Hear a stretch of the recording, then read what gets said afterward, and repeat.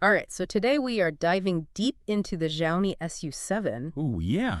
I mean, the big question here is, can the Xiaomi SU7 actually live up to the hype? Well, it's interesting because Xiaomi is not just another company kind of like dipping their toes in the EV market. Right.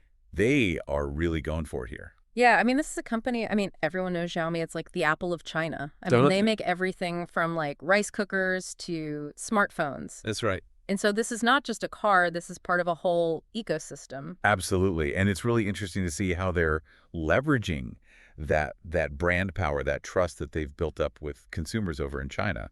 And they're certainly turning heads with the design of this thing. A lot of people comparing it to Porsche, Yeah. especially when you look at that sleek profile and the interior layout. It's always interesting to see how design language kind of evolves over time. Like where does inspiration end and innovation begin? And I think that's a really interesting question with the SE7.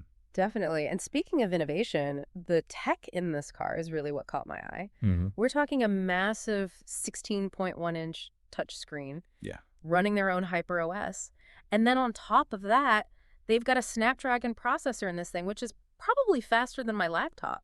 Well, and the thing that's really impressive about that is that when you combine that huge screen real estate with that powerful processor, it means the infotainment system is going to be incredibly responsive. Yeah. It can handle all the demanding apps, complex navigation, all of your entertainment needs without even breaking a sweat.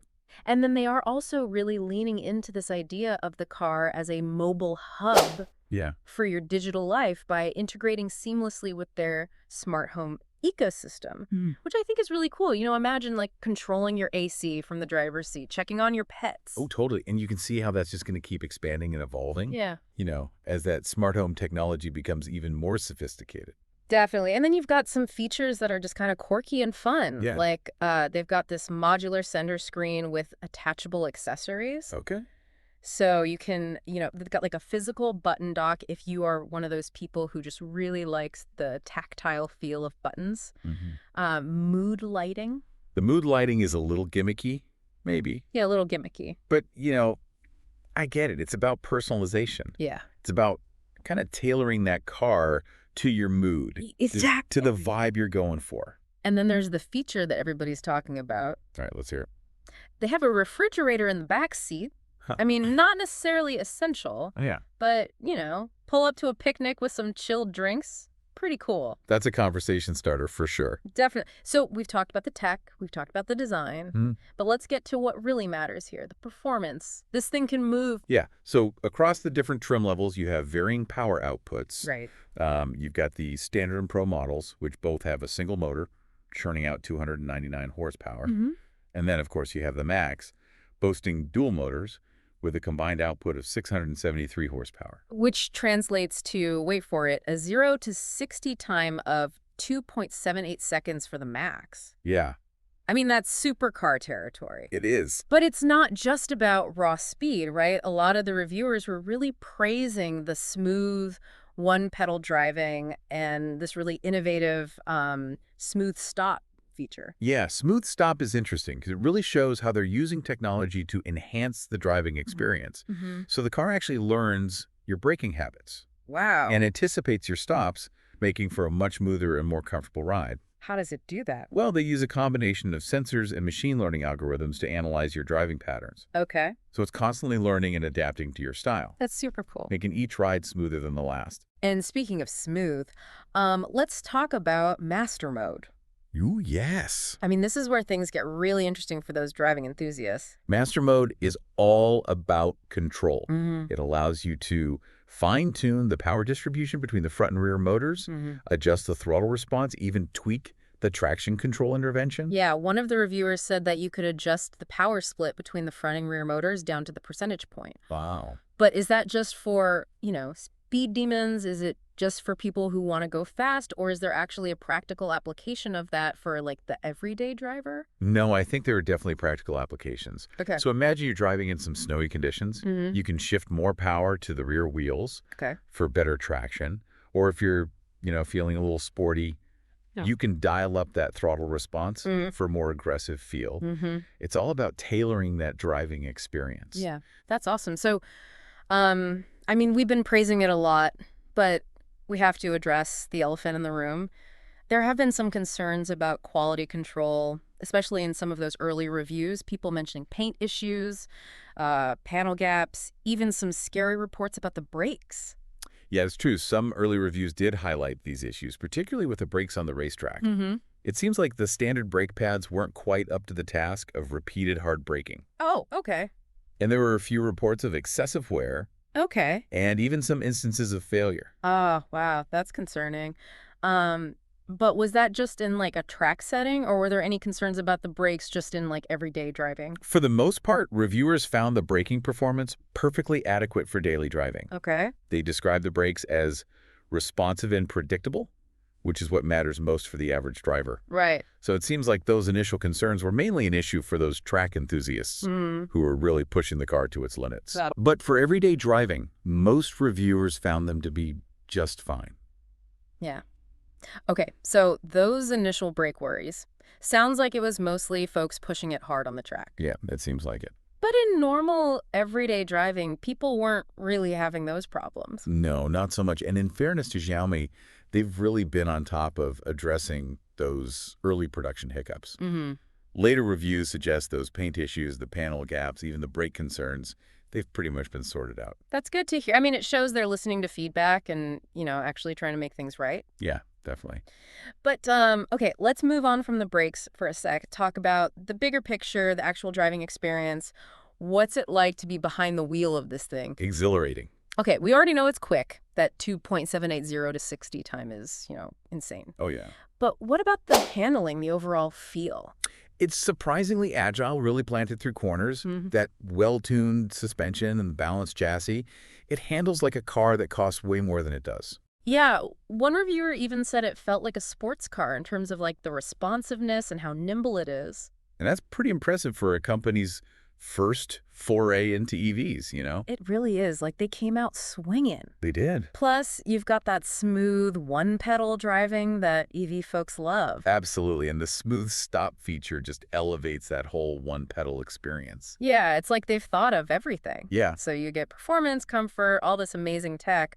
But was there anything reviewers didn't like? Any downsides? A few reviewers mentioned that it can get a bit noisy on the highway, Oh, really? especially compared to some of its rivals with better sound insulation. Mm-hmm. One review mentioned it's missing double pane windows, which are supposed to help with road noise. Maybe that's the culprit. Could be, but again, you got to factor in that much lower price point compared to those luxury EVs. Yeah, that's true. A little road noise might be a fair trade-off for all the bells and whistles you're getting at this price. Speaking of bells and whistles, we got to talk about that driver assistance system, the Xiaomi Pilot. What's the deal with that? So there are two levels, Pro and Max. Okay. Pro, which comes standard on the base model, is vision only, meaning it uses cameras and sensors to see the road. Okay. It offers things like lane keep assist, adaptive cruise control, and then there's this thing called Highway NOA. Okay, Highway NOA, break that down for me. NOA stands for Navigate on Autopilot. Basically, it's a system that can handle pretty much all of the highway driving on its own. So like advanced cruise control that also steers the car, changes lanes, all that. Exactly like having a co-pilot on those long drives. That's kind of wild, a little scary too. It takes some getting used to, Yeah. but reviewers were impressed with how smooth and safe it felt. So what about the Max system? How's that different? Max, which you can get on the Pro and Max trims, adds a LiDAR unit. LiDAR. Yeah, it uses lasers to create this really detailed 3D map of the car's surroundings. So like extra eyes, but with lasers. So what does that get you feature-wise? The big one is City NOA. City NOA. As the name suggests, it's designed to handle not just highways, but also city streets. Yeah. Navigating traffic, stopping at lights, even turning at intersections. So like basically a self-driving car, even if it's not fully autonomous yet?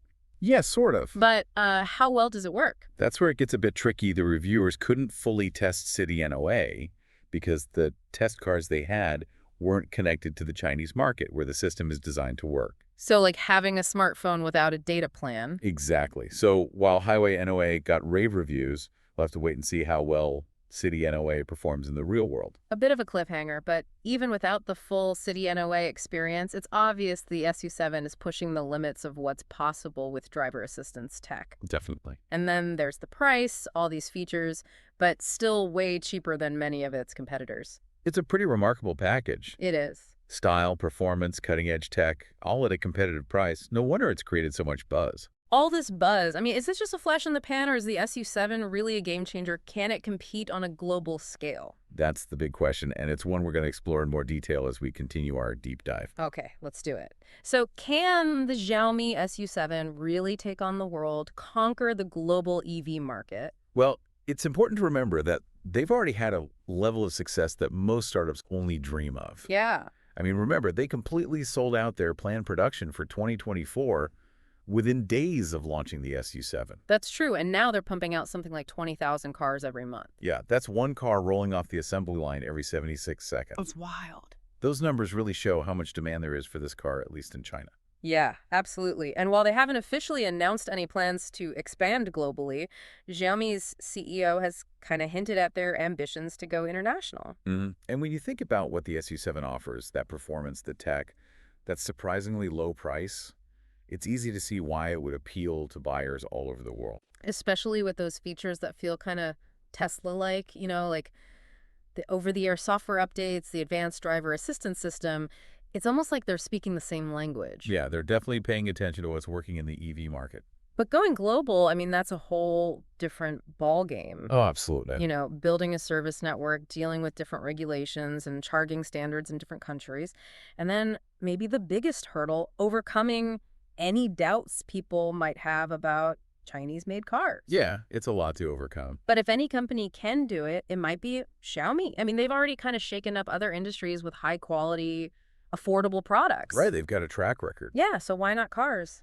It's interesting that several reviewers compared the SU7 to the Tesla Model 3. Yeah. Some even suggesting that it could be a real competitor. One reviewer even said they'd pick the SU7 over a Model 3 if it was available where they live. Wow. Which says a lot. It does. It really highlights the strength and innovation coming from China's EV market.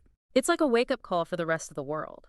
It is. People are finally realizing that China isn't just a manufacturing powerhouse anymore. They're leading the way in automotive technology. It really feels that way. So the big question for those established automakers is, how are they going to respond to this? Can they keep up with this kind of innovation and these aggressive prices? That is the question, and it's probably keeping some execs up at night. Probably.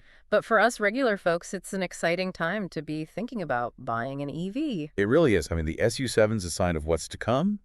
We're going to see more and more Chinese automakers going after the global market, bringing that same mix of high-tech and affordability. So what does this mean for you, our listener? Well, it means the future of the EV market is wide open, more choices, better tech, and maybe even lower prices. And it leaves us with a pretty big question. Will the SU7 be the one to break down those barriers? Will it force the world to recognize the rise of Chinese cars? Only time will tell, but it's going to be an interesting ride. Thanks for joining us on this deep dive into the Xiaomi SU7.